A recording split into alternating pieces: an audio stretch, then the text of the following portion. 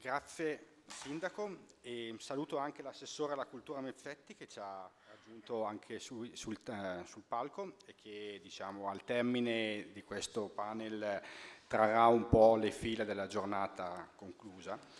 E dunque, rilanciando il tema ai colleghi, diciamo oggi, anche prima abbiamo sentito le grandi sfide a cui sono chiamate le istituzioni che diciamo, sono chiamate a gestire spazi riqualificati e questo è un tema che anche dal punto di vista della ricerca è stato molto dibattuto fino, direi, quasi al primo caso storico che era stata la città di Glasgow, che era stata la prima città, diciamo, per il quale era stata utilizzata diciamo, il titolo di capitale europea della cultura ai fini di riqualificazione, cioè fino a quel momento le capitali europee della cultura erano state città come Parigi, Firenze, cioè città che tutti noi associamo alla cultura.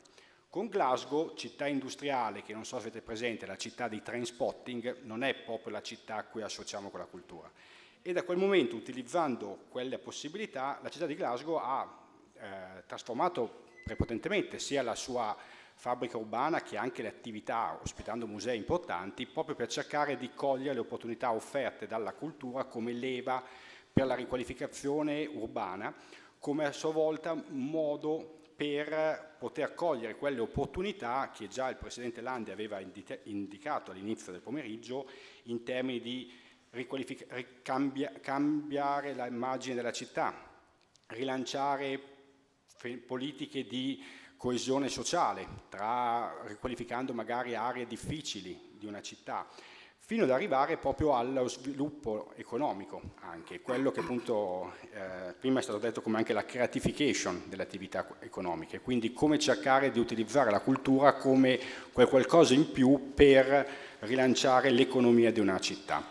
Ecco dunque che sembra cercare un po' di fare alcune riflessioni su questo, quindi chiedevo al professor Bauer, come appunto secondo la sua esperienza, come diciamo quello che lui attraverso i suoi studi ha potuto fare da un osservatorio privilegiato come la città di Linz, città che ha le stesse dimensioni di Modena, per intendersi, intorno ai 180.000 abitanti, ha una città industriale, quindi come una tradizione meccanica come la città di Modena, ed è stata anche essa capitale europea della cultura nei primi anni del 2000. Prego.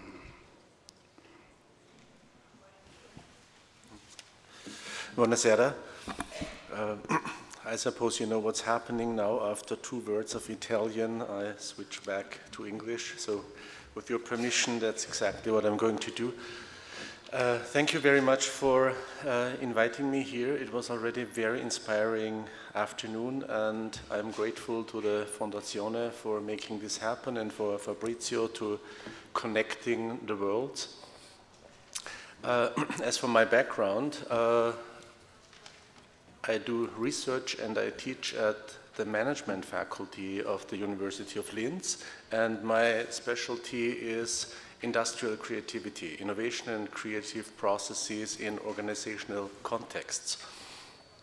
I also work as an advisor to top management and public administrators, and in that faculty I was commissioned by the city of Linz to conduct the first study about how could the tobacco factory could be used when the city was still in the process of deciding whether to buy it or not.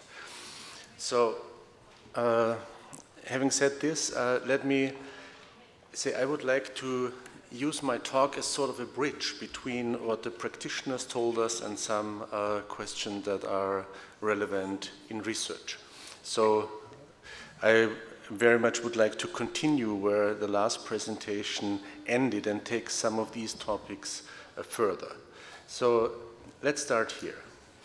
I said this is not a building, and of course that's wrong, it is a building, we all know that, but with all due respect to the profession of architecture, we would not be here if it were only about redesigning and reusing buildings like that. We're here because buildings now have become occasions and instruments for developing cities. We're here because we're interested in urbanization, re-urbanization in developing cities.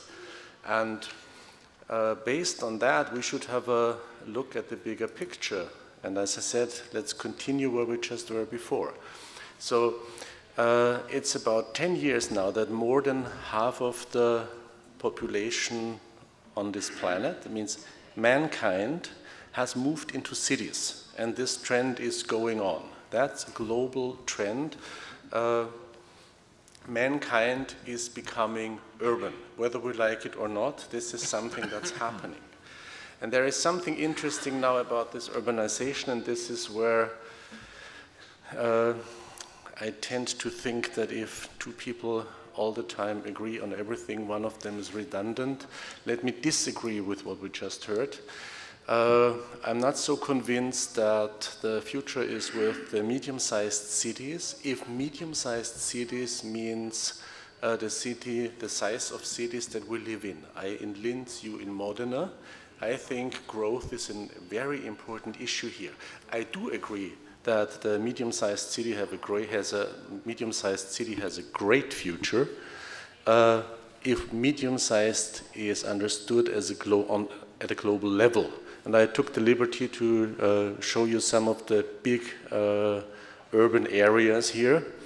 I didn't know exactly where to stop the list, so I thought the Republic of Austria might be a good end point. So you see, these are all the cities that are larger than my home country. And for you in Italy, of course, Italy is bigger than all of this, but give me a minute and I will show you a city that is actually going to be as big as Italy. So the point here is that critical mass matters. If you have a project that is interesting for 1% of the population, and you're doing this in Tokyo, you have 300,000 fans, customers, whatever it is. If you do the same in Linz or Modena, which are about the same size, it's probably not enough to make a living, and that's bad. That's really bad, because many good ideas cannot survive. So there's something where size hinders, or smallness hinders creativity, because there are good ideas that will not take off because the cities don't have the critical mass. And that's one thought I would like to elaborate a little bit further. So what is important about the cities? We all know this. This is Richard, Florida. But on the other hand, it's also very clear facts. Research happens in the urban areas. The first data here about what you see, the map is where patents are filed. That's a German map. So you see these clusters. It's only very few clusters where patents are filed. The same is true for diversity. The urban areas are more diverse. Immigrants tend to live in the urban areas and add to diversity. So there's creativity and diversity. That's about patents in the US. It's very clear that about half of the patents just come from, and that's actually data that's by now 15 years old. By now it's even worse. Yeah? Half of the patents come from 4 big cities, and on the other hand, only 4% do not come from cities at all. So it's very extreme, it's a very skewed distribution, and we have to keep that in mind. On the other hand, I chose this picture because I find this city a bit scary. And this is exactly how the future of the city will not look like. There is something interesting about cities. They have a potential to become dense, fast, sustainable, and clean. Electromobility is not a good idea from an energy perspective, but it's clean and quiet. The cities will change, and for the big metropolitan areas, electric mobility will make a big difference. The same is true for green cities. The cities are becoming much greener. The future of the city is not a desert of concrete. So there is potential in how these cities will look like. They can be very attractive. Now, one example for city development, that's the Pearl River Delta. That's a couple of cities in the south. You have Hong Kong, and right behind Hong Kong you have Shenzhen, which is a greenfield city that by now is about 12 million inhabitants. This number is a little bit lower. And on the other hand, in the north you have Canton or Guangzhou, which was always a traditional big city in China. It was always the gateway to the Western world. What the Chinese are now planning is to connect this area where you have several cities, connect them with high-speed trains and fiber optic cables so that they start functioning like one big city, and this city will actually have approximately 60 million inhabitants if you also include Hong Kong, which for political correctness here is not counted as China, but if you go there, you understand that Shenzhen and Hong Kong are already tightly interlinked. So you have about 60 million people. You have huge investment in infrastructure, and you also have plans for building local clusters. So by offering tax benefits and facilitating companies to move, the plan is that certain industries are clustered in certain areas. So as if you go to New York, there you have this one street where there are all the diamond dealers. The same will happen here. Shenzhen is by now the world capital of telecommunication, mobile phone production, and they will concentrate this here. So this is an extreme example of city development. Let me give you another extreme example. Failure is an option, and as Mr. Verhagen already mentioned, it's happening here in Europe as well. It's one of the big trends in German architecture is to undo the mid-sized cities. There are huge architectural programs where you get rid of parts of the city to avoid the look of Detroit. This is Detroit. This is the housing in Detroit, and this is what became of the cultural facilities. And this just took a few decades. We're not talking about centuries here. So the mid-sized cities, if they do not act, there is an urgency there. The restructuring at the global level is real. So very briefly, so that we have more time for discussion, what can mid-sized cities do? How do you react to this? And as I said, I'm a firm believer in stimulating growth. I think these urban regeneration projects should be measured against their potential for city growth. Are these projects capable of attracting people to come to the city? And there are certain things that we know attract people. One is education. The major factor in young people moving is universities. And then, as Mr. Verhagen said, they don't come back. We know that. Richard Florida, who we're certainly indebted to because he pioneered much of this urban development discussion, he had this thesis that, or hypothesis that it's 3 T's, talent, technology, and tolerance, that drive. By now we know that this is not quite correct because most of this is actually one factor. Education is driving all 3 of them because it's the universities that help producing the patents, they produce the graduates, and they also contribute to attracting diverse people, which creates a tolerant atmosphere. So education matters.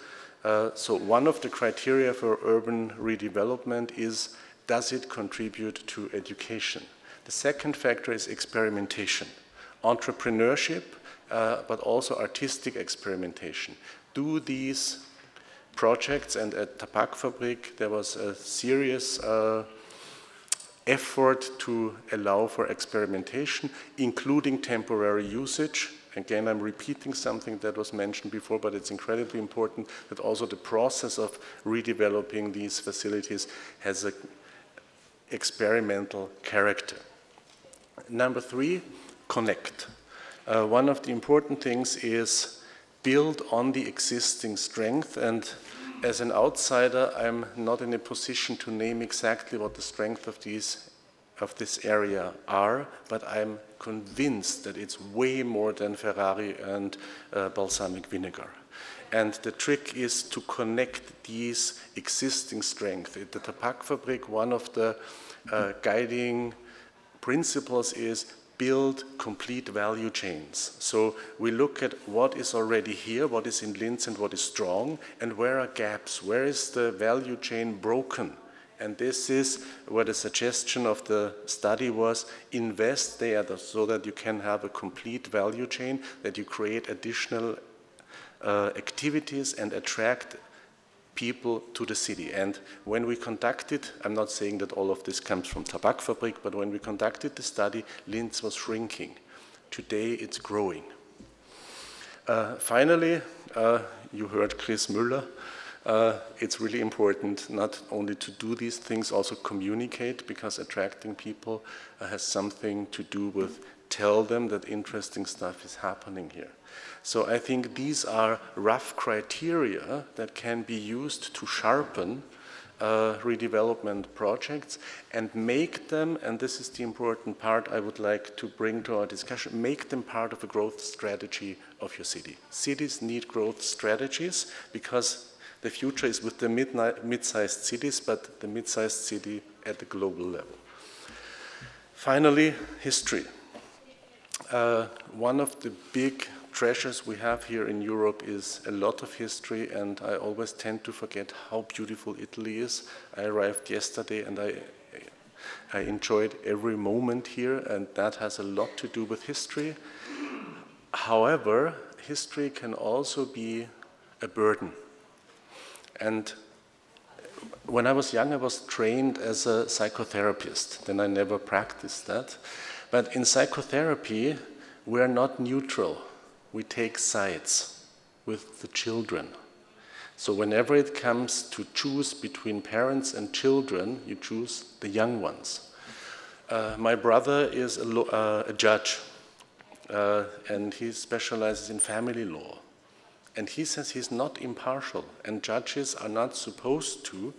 They are impartial when it comes to the parents. Between the parents, they don't take sides, but they always side with the kids. And I think it's the same with tradition. Tradition is an enormous treasure, but it's raw material. And we don't produce by protecting raw material, we have to do something with it. So this is actually where I think this is not the end. This is actually a hand over so that we can get into the discussion. Thank you very much.